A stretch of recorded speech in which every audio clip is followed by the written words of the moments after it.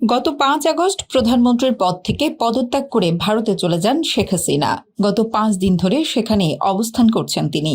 তবে শেখ হাসিনার সঙ্গে আসা ব্যক্তিরা একে একে ভারত ছাড়তে শুরু করেছেন বলে জানা গেছে। যেদিন শেখ হাসিনা দেশ ছাড়বেন দুপুরের দিকে বিভিন্ন গণমাধ্যম থেকে এমন খবর শোনার পর মন্ত্রিসভার সদস্য এবং দলের নেতাকর্মীরা অনেকটা হতবিম্ব হয়ে পড়েছিলেন। এরপর মন্ত্রিসভার অধিকাংশ সদস্য ও নেতাকর্মী নিরাপদ আশ্রয় খুঁজতে থাকেন। কেউ কেউ পরিবারের সদস্যদের দেশের বাইরে পাঠিয়েছেন। শেখ হাসিনার ৪৫ জন এমপি মন্ত্রী অবস্থা বুঝতে পেরে ৫ আগস্টের আগেই দেশ ছেড়ে পালিয়ে যান। তবে সরকার পতনের পরের দিন অর্থাৎ ৬ আগস্ট ভারতের রাজধানী দিল্লি পালানোর সময় শাহজালাল আন্তর্জাতিক বিমানবন্দরে আটক হয়েছেন জুনায়েদ আহমেদ পলক। বিমানবন্দরের ভিআইপি লাউঞ্জ থেকে গত মঙ্গলবার বিকেল ৩টার দিকে তাকে আটক করা হয়েছে। ওই দিন বিকেলেই আওয়ামী লীগের যুগ্ম সাধারণ সম্পাদক হাসান মাহমুদকে বিমানবন্দরে আটকে দেওয়া হয়। দেশ ছেড়ে যেতে চাইলে তাকে আটকে দেওয়া হয় বলে বিমানবন্দরের একটি সূত্র জানিয়েছে। গত মঙ্গলবার বিকেলে ঢাকার শাহজালাল আন্তর্জাতিক বিমানবন্দরে এ ঘটনা ঘটে।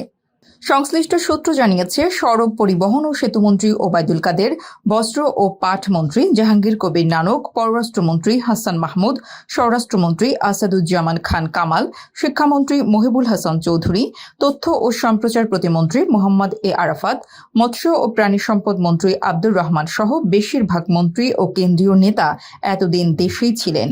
৫ আগস্ট সন্ধ্যার পরও কারো কারো মুঠোফোন খোলা ছিল। তবে বিকেলের দিকে ওবায়দুল কাদের, জাহাঙ্গীর কবির সহ অনেকের ফোন বন্ধ পাওয়া যায়। কেউ কেউ ধারণা করছেন তারা হয় নিরাপদ আশ্রয়ে চলে গেছে, নতুবা বিদেশে যাওয়ার চেষ্টায় ছিলেন। কোথাও খোঁজ পাওয়া যাচ্ছে না তাদের।